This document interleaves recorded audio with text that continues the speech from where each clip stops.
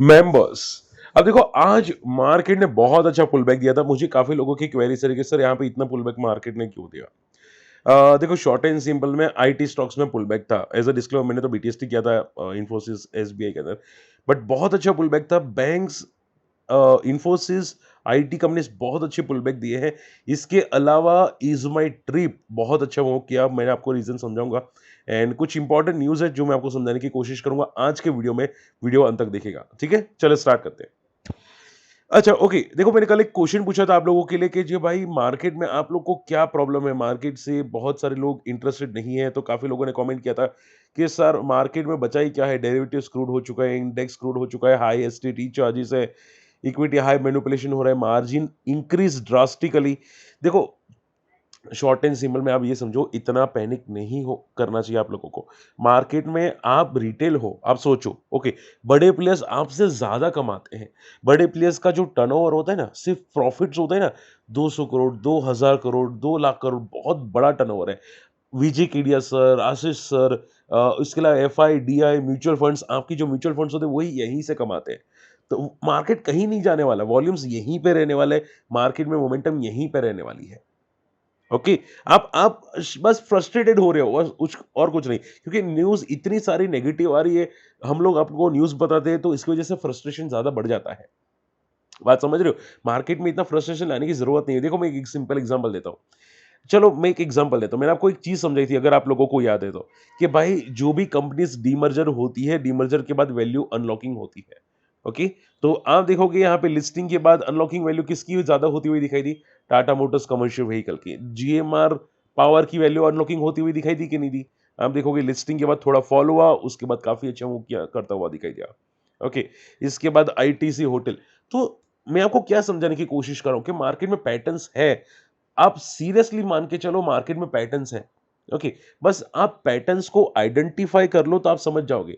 Even Nifty में भी आज पैटर्न था मार्केट के अंदर। अगर आप निफ्टी को समझने की कोशिश करो, निफ्टी में भी पैटर्न था। देखो मैं आपको समझाने की कोशिश करता हूँ। अगर मैं गिफ्ट निफ्टी का चार्ट देखने की कोशिश करूं यहाँ पे, ठीक है, तो अगर आप ध्यान से देखोगे गिफ्ट निफ्टी को, मैं आज गिफ्ट निफ्टी देखो अभी के लिए क्या दिखाई दे रहा है, 29 पॉइंट्स गैप डाउन दिखाई दे रहा है। मैंने आपको 2 आवर्स का चार्ट समझाया था, याद है? मैंने आपको क्या बताया था कि 2 आवर्स चार्ट के अंदर मार्केट में सपोर्ट दिख रहा है, मार्केट 60 आरएसए को टेस्ट करने की कोशिश कर सकता है। ये मैंने आपको सिखाने की कोशिश की थी। आप ध्यान से देखना, वो 60 आरएसए को टेस्ट हो चुका है। बात समझ में आ रही है? सो मोरल ऑफ द स्टोरी क्या हो जाती है कि मार्केट में आपको पता होना चाहिए कि मार्केट क्या बिहेव कर रहा है, कैसे बिहेव कर रहा है। ओके, मॉर्निंग में नीचे गया था, उसके बाद देखो कितनी शार्प रिकवरी आई। और मैंने आपको ये चीजें समझाई भी थी कि ये सपोर्ट कहां पे लिए इसने, जहां पे लास्ट कंसोलिडेशन हुआ था, वहीं पे मार्केट ने सपोर्ट लेने की कोशिश की। मैं यहां पे वापस एक बार क्लिक कर देता हूं, जस्ट अ सेकेंड। ओके, तो यहाँ पे मार्केट ने कुछ फॉल किया था, वही के आसपास उसने सपोर्ट लेने की कोशिश की, पुल बैक दिया। उसके बाद वापस ने हाई लाइफ को क्रॉस करता हुआ दिखाई दिया मोमेंटम की। सो मार्केट में पैटर्न्स है, आप समझो, सीखो, पता चल जाएगा। हाँ, ये जो अभी नए नए रूल्स आ रहे हैं उसकी वजह से थोड़े से वॉल्यूम कम हो गए, लेकिन पैटर्न नहीं बदलेगी। पैटर्न अभी भी वही है, आगे भी वही रहेगी। ठीक है? सो सीखो। अगर कुछ डाउट है मुझे कमेंट करो। मैंने आपको बताया भी था कि आप बोलो तो मैं आपके लिए कुछ टेक्निकल स्ट्रेटेजीज बताने की कोशिश करूंगा, चार्ट पैटर्न सिखाऊंगा। अगर आप इंटरेस्टेड है मुझे कमेंट करना, फ्री टेलीग्राम चैनल को ज्वाइन कर लेना। आपको मैं पैटर्न सिखाने की कोशिश करूंगा जो आपके काम आ सकती है मार्केट को समझने के लिए। ओके, चलिए, रही बात आज की, तो आज देखोगे मार्केट ने बहुत अच्छा पुल बैक दिया। सस्टेन थोड़ा 25,800 पे नहीं हुआ, बट 25,700 के आसपास बहुत अच्छी क्लोजिंग मार्केट नहीं दी। ये क्या टेम्पररी पुल बैक है? सी, मार्केट में ये वैलिड पुल बैक है। टेम्पररी नहीं बोल सकते, बट मार्केट अभी भी साइडवेज जोन में है। ठीक है, फॉलिंग जोन में नहीं है, बट अभी स्टिल मुझे डेटा जो दिख रहा है ना, वो डेटा यही दिख रहा है कि मार्केट यहां से पॉजिटिव रहने की उम्मीद रखता है। मिड कैप, स्मॉल कैप्स और म्यूचुअल फंड्स जो होंगे वो यहाँ पे पॉजिटिव रखने की उम्मीद रखते हैं। तो आपका माइंड नेगेटिव नहीं होना चाहिए। पहले तो जो प्रॉब्लम थी टैरिफ की, फलानी ढिमकानी, वो सब खत्म होती हुई दिखाई दी है। ओके, आप इवन यहां पे देखो, जो एआई का इश्यूज था, अब देखो यहां पे क्या हुआ। इंफोसिस ने करार किया है एंट्रोपिक के साथ, जो एंट्रोपिक की वजह से सब मार्केट में पैनिक चल रहा था। आप देखोगे एंट्रोपिक के साथ करार किया है। वो क्या करने वाला है? इंफोसिस ईआई सॉल्यूशन रिलेटेड ईए सॉल्यूशन डालने वाला है, जो कंपनी को मदद करेगा, telecom finance service related company को मदद करेगा। ठीक है? यानी कि इन्फोसिस जो सर्विस प्रोवाइड करता है ये कंपनी को, अब वो एआई को यूज़ करके ये सभी सर्विस प्रोवाइड करेगा। तो ये टाइप करता हुआ दिखाई दिया। ये टाइप की वजह से नए सॉफ्टवेयर्स आएँगे, नई वेबसाइट्स बनेगी, नए लॉजिक्स प्रिपेयर होंगे और ये सभी लॉजिक्स साथ में यहाँ पे कंपनीज़ को प्रोवाइड करेंगे। ठीक है? तो ये सब पॉज़िटिव हो रहा है। तो जैसे कि मैंने बोला कि मार्केट में पैनिक कोई एंगल से नहीं होना चाहिए। बात समझ में आई? सो अभी के लिए अगर हम लोग चार्ट का सपोर्ट देखने की कोशिश करें ऐसी, तो सपोर्ट क्या दिख रहा है यहाँ पे कि मार्केट में इन्फोसिस के अंदर एक बहुत अच्छा सपोर्ट है अराउंड 1200 के आसपास का, टेम्पररी फॉल था। आरएसआई 40 के आसपास दिख रहा है यहाँ पे। अभी के लिए अभी समझो सपोर्ट के आसपास है। जैसे यहाँ पे मान लो कि इसका ये की वजह से रेवेन्यू बढ़ेगा तो वापस ये अपना लाइफ को ब्रेक करने की कोशिश करेगा। डबल टॉप तो बन चुका है। अब यहाँ पे डबल बॉटम बन के अगर यहाँ पे डब्ल्यू पैटर्न बनाएगा तो सोचो क्या होगा। बात समझ में आ रही है? सो सीखो, आपको सीखने का ज़रूरत है। मार्केट बंद नहीं होगा, आईटी कंपनीज़ बंद नहीं होने वाली है, वो अपना बिज़नेस निकालने की कोशिश करेंगे और ये आप देखोगे उसका बेस्ट एग्ज़ाम्पल यहाँ पे दिख रहा है, ठीक है? जो एंट्रोपिक की वजह से पूरा ग्लोबल मार्केट फॉल हुआ था, इन्फोसिस ने उसी के साथ टाई अप किया है, ठीक है? मुझे कमेंट करना आपको समझ में आ रही है कि नहीं बातें? ओके? एसबीआई की बात करो, अच्छा सुनो ध्यान से। अब बहुत सारे banks including SBI, including union bank, including bank of Maharashtra, बहुत सारी बैंक्स लाइफ हाई के आसपास ट्रेड करने की कोशिश करी है। एसबीआई 70% मोमेंटम कर चुका है। ओके, ये क्यों मोमेंटम आ रहा है? सबसे सिंपल सवाल, सर क्यों मोमेंटम आ रहा है? पहले तो जिनको नहीं पता बताना चाहूंगा, मैंने ये सुना कि करंट साल के अंदर पीएसयू बैंक्स का मर्जर होने वाला है। ओके, जितने भी पेंडिंग पीएसयू है उसका मर्जर हो सकता है। अब होगा नहीं पता, ये मर्जर की न्यूज आ रही है, ठीक है? इसके अलावा माना ये जा रहा है कि जो ये लोग ग्रो कर रहे हैं, ऊपर जा रहे हैं, कोर ग्रोथ कंपनी के अंदर या बैंक्स के अंदर कोर ग्रोथ है। ओके, इसकी वजह से इनकी बैलेंस शीट बहुत स्ट्रांग हो रही है और आप सभी लोग जानते हैं कि जो एनपीएस है, नॉन परफॉर्मिंग एसेट, ओके, यानी कि जो लोन लेते हैं लेकिन चुकाते नहीं है, वो काफी तक कम हो चुका है। और कम क्यों हुआ है? क्योंकि उन्होंने ज्यादातर एनपीए बेच दिए हैं। बहुत सारे यस बैंक ने बेचा है, दूसरी बैंक्स ने बेचा है। इसकी वजह से एनपीए कम हो चुके हैं, बैलेंस शीट स्ट्रांग हो चुकी है और उसकी वजह से ये पीएसयूज आपको मूव करते हुए दिखाई दिए हैं। ये बात क्लियर हो रही है कि बहुत अच्छी न्यूज आ रही है। इसकी वजह से बहुत सारे बैंक्स लाइफ हाई पे ट्रेड करते हुए आपको दिखाई दिया। एसबीआई अगर आप देखोगे, इसने बहुत अच्छा मोमेंटम यहाँ पे स्टार्ट करना कर दिया है, ठीक है?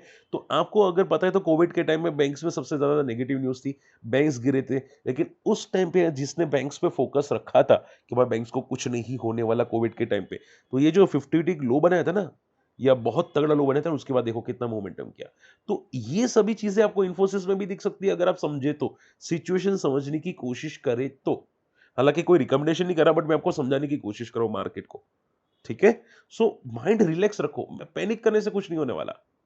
ओके, ये पैनिक आप मार्केट में शायद पहली बार आए होंगे या अभी रिसेंटली आए होंगे पिछले 1 या 1.5 साल से, लेकिन उससे पहले मार्केट था। 2000 में भी था, 1990 में भी था, उसी 1980 में भी मार्केट था, ठीक है? सो ये बात आपको ध्यान में रखने की जरूरत है। कोर ग्रोथ पीएसयू बैंक्स की वजह से मुकर रहा है। अब सिंपल सवाल आता है, क्या सर ये पीएसयू बैंक कंटिन्यू रहेंगे? ये कहना मुश्किल है, बट आप ये समझ के चलो कि बैंक्स की मोमेंटम बहुत स्ट्रांग है और अभी कोई प्रॉफिट बुकिंग के साइंस बैंक्स में नहीं दिख रहे। ये बात समझ के चलो, ओके? तो बैंक्स में अभी भी मोमेंटम है और चांसेस तो यही दिख रहे कि मोमेंटम कंटिन्यू रह सकती है। क्लियर?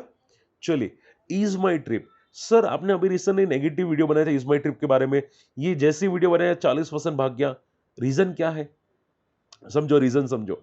रीजन ये नहीं है कि इसने भाई कंपनी ने रिजल्ट पेश किया उसकी वजह से भागा। रीजन क्या है सुनो पहले।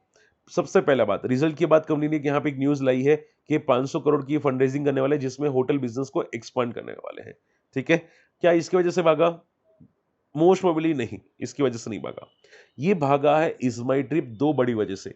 यस्टरडे भी बड़े प्लेयर्स की एंट्री हुई थी, आज भी किसी बड़े प्लेयर्स ने यहाँ पे एंट्री की है। आप देखोगे कि आर्कुम्ब वेंचर्स एलएलपी कंपनी ने यहाँ पे एक्विजिशन किया है।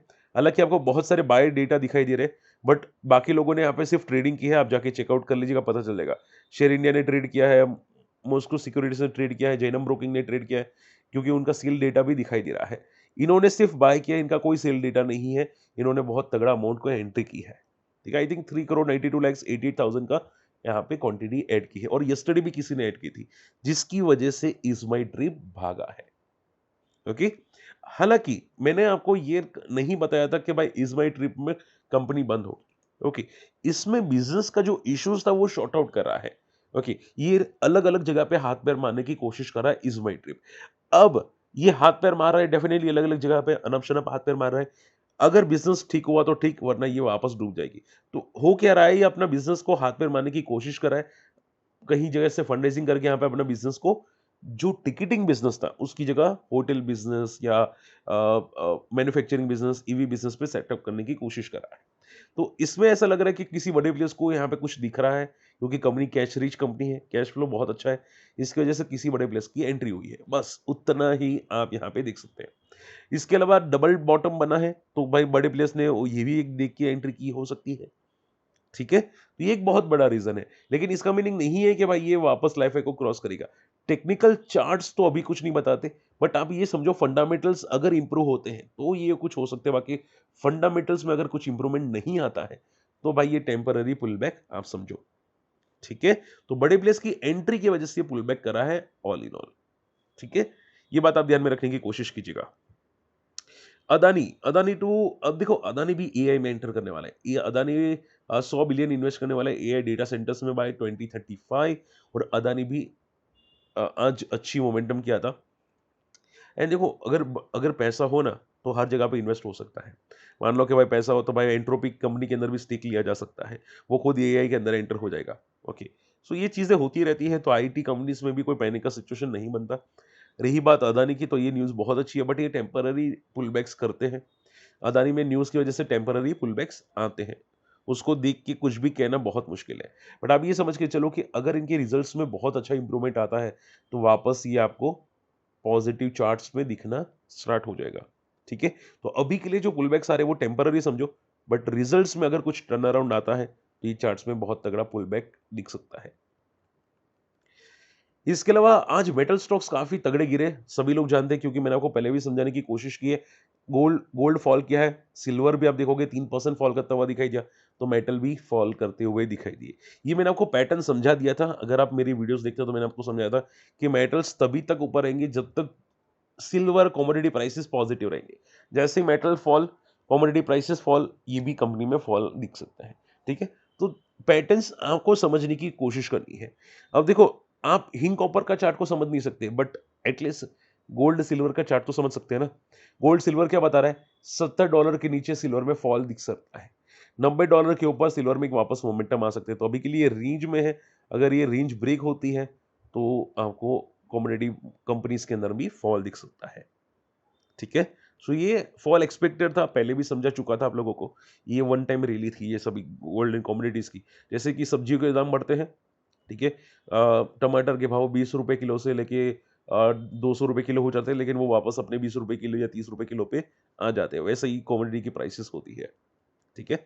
चलिए, फ्रैक्टल एनालिटिक्स आज बहुत अच्छा जंप किया। यस्टरडे लिस्टिंग बैड थी।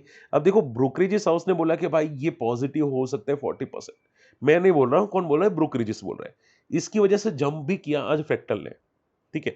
बट मैं आपको पहले भी समझा चुका था कि ब्रोकरेजेस हाउस क्या करते हैं कि ना, अगर उन्होंने एंट्री की होती है तो वो लोग पॉजिटिव बोल देते हैं। और आपको पता है कि एंकर बुक में सबसे ज़्यादा नाम किसका आता है? म्यूचुअल फंड्स का। ये ब्रोकरेजेस हाउस कौन होते हैं? म्यूचुअल फंड वाले ही ज़्यादातर होते हैं। ठीक है? तो उसकी वजह से भाई वो लोग ने बोला और ये भाग गया। ठीक है? तो उसका मीनिंग नहीं है पॉजिटिव हो गया। आप लोगों ने केन्स टेक्नोलॉजीज देखा होगा ना, कैसे फॉल हुआ? मोतीलाल ओसवाल की वजह से। तो ये सब टेम्पररी न्यूज़ होती है, उसकी वजह से पुल बैक आता है। आप अगर आपको फ्रैक्टल एनालिटिक्स पॉजिटिव लगता है, तो आप ये समझ के चलो कि 2-4 दिन मोमेंटम चेक करो, क्या सस्टेन कर रहा है? अगर पॉजिटिव पे पॉजिटिव सस्टेन कर रहा है, तो शायद ये थोड़ी मोमेंटम कंटिन्यू करे। बट आप इसकी वैल्यूएशंस देखना। ओके? मार्केट में बहुत सारी इंडियन कंपनीज ईआई है, तो आप इसको ओवर वैल्यूएशंस पे क्यों देख रहे हैं? सिंपल सवाल है। ठीक है? हमेशा ओवर वैल्यूएशंस में फॉल आएगा तो पता भी नहीं चलेगा। ये बात याद रखने की कोशिश कीजिएगा। ठीक है? चलिए, होप आज का वीडियो समझ में पसंद है। इसके लिए कोई डाउट रहता है मुझे कमेंट कीजिएगा, और मेरे डेली वीडियोस देखिए, आपको काफ़ी चीज़ें सीखने को मिलेगी, समझने को मिलेगी, market conditions and all. Okay? मिलते हैं अगली वीडियो में। बाय।